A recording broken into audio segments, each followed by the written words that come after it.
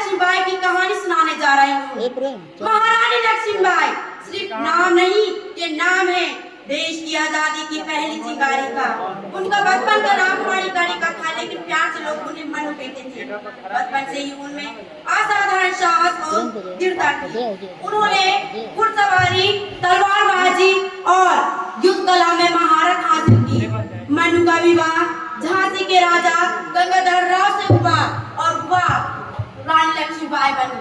दुर्भाग्यवश कुछ समय बाद राजा गंगाधर राव का निधन हो गया।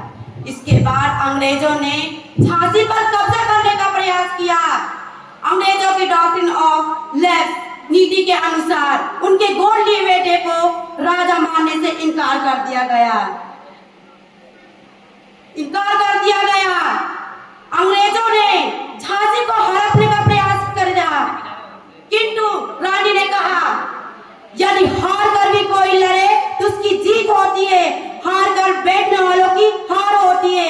मैं अपनी झांसी नहीं दूंगी मैं अपनी झांसी।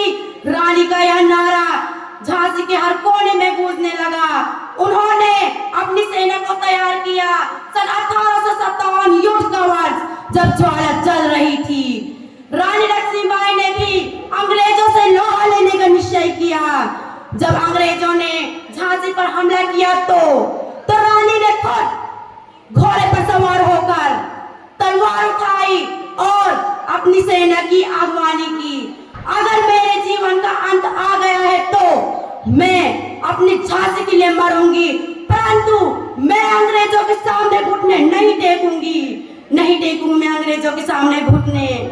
अंग्रेजों से हम संघर्ष करेंगे तब तक जब तक हमारी आखिरी सांस बाकी है। रानी लक्ष्मीबाई ने अपने घोड़े बादल पर सवार होकर अंग्रेजों का बहादुर से सामना किया। वह घायल हो गई, लेकिन अंतिम क्षण तक लड़ती रही।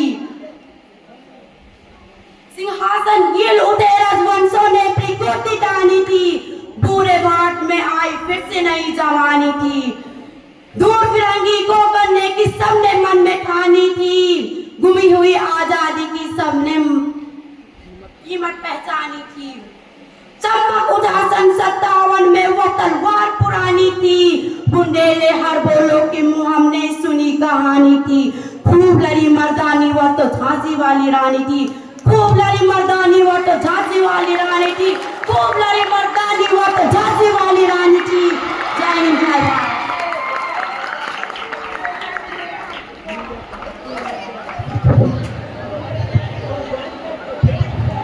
बहुत अच्छा।